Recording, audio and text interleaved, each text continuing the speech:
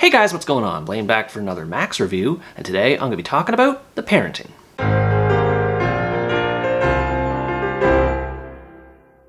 The Parenting is an American horror comedy that tells the story of Rohan and Josh, a gay couple who rents a countryside house for a weekend to spend time with each of their families. Both plan to propose to each other without the other suspecting anything and want to break the news with their families watching. However, their vacation plans get turned upside down as they eventually discover the house is possessed by a demon who possesses one of the family patriarchs, and it will stop at nothing to torment and kill everyone else inside the house. Everyone scrambles to find a way to save their family member and to defeat the evil inside the house. I always enjoy when filmmakers try to mash two genres like horror and comedy together just to see how it turns out, and this is a case where I think it turned out okay. It isn't anything new as far as being a typical haunted house story goes, but the comedic elements help it stand out more. The two lead characters, Rohan and Josh, don't have much going for them as far as character development goes. They're mostly just vehicles to help move the story along, and both of them even feel similar to each other in personality, despite some traits like Josh's music background being thrown in, for example.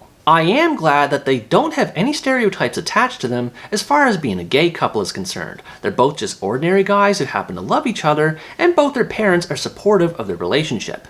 That's it. It doesn't try to overhype the relationship or make it a bigger deal than it is, so this is a case where the blandness of the characters actually works in its favor. Unfortunately, this same blandness carries on to the other characters as well, which is unfortunate because they're all played by big names like Edie Falco and Dean Norris. Brian Cox's Rohan's father Gerald is a strange case where he goes from underacting to overacting on account of his possession, although he's at least more memorable with the latter. Honestly, their characters aren't bad per se. The actors do a good enough job with the material they're given, and the movie does mostly capture that sense of awkward tension between two unfamiliar families meeting for the first time and staying in the same house together. But there are times when that awkwardness becomes a bit too much. There's a lot of weird dialogue in the first half hour of the movie where Josh, Rohan, and their parents crack bad jokes, and they either follow up with uncomfortable periods of silence, or they keep dragging the joke too long. It feels like the filmmakers tried too hard to emulate awkward family get-togethers, and the whole first act feels awkward as a result. This carries over into the comedy throughout the rest of the movie as well, which I found to be a mixed bag. Things like Josh's ranting, his singing, and the physical humor that mounts over time are more off-putting to me than they are funny, though there are times when this awkwardness does work, and much of it is thanks to Lisa Kudrow. While it does feel like she's mostly rehashing her character Phoebe from Friends, there's something about her role that just fits in this movie. Her casually blunt delivery of lines and her quirky behavior, especially as far as her crazy noodles goes, helps distract from the weaker bits of comedy in the movie. I found the movie became progressively funnier over time once it got going with the demon and its possession of both Brian Cox's character and a dog later on. It's like a more exaggerated version of Regan from The Exorcist, where the demon is always cursing up a storm, referencing the small size of Gerald's you-know-what, and making a mess of the whole house. It's senseless, but it really helps offset the clumsy beginning. As I said before, the movie is pretty much a bog-standard haunted house story where the families have to deal with an evil spirit. And even then, it takes a long time to build toward how it'll affect Rohan and Josh's families.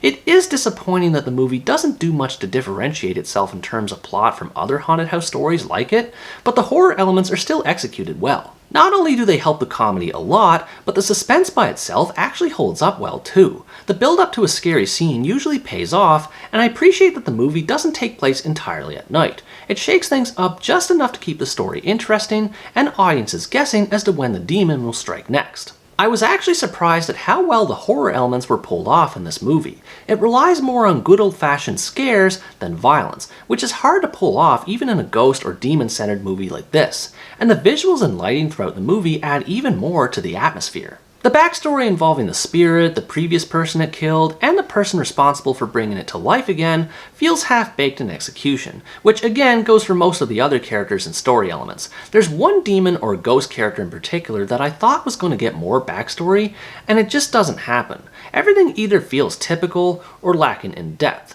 which made for an awkward finale when it was all said and done. That being said, the movie does a good job in entertaining its audience, at least once it finally gets going. There isn't much to it in terms of messages, apart from maybe parents being more accepting of others and families coming together to help each other, but these ultimately don't make or break the movie, although they certainly would have helped. Overall, The Parenting is a decent, if unoriginal, horror comedy that takes a while to get interesting, but once it does, it is enjoyable for what it is. If you like horrors and comedies blended together and want to watch a fun weekend flick without having to think too much in terms of plot, you might enjoy checking this out. This movie doesn't try to be anything more than a 90-minute escape, and there's definitely nothing wrong with that.